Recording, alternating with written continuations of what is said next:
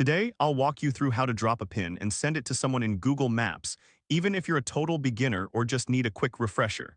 By the end of this guide, you'll know exactly how to share a specific location with ease, so you can help your friends find their way without any hassle.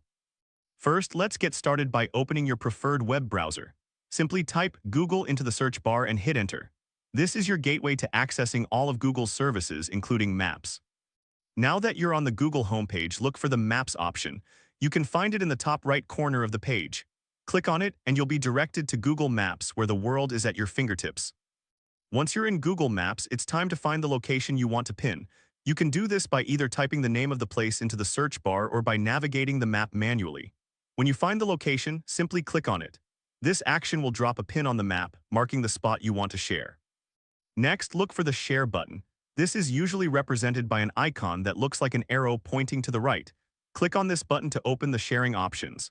This feature allows you to send the location to anyone you choose. Now you will see a pop-up window with various sharing options. To send the pin directly, click on Copy Link.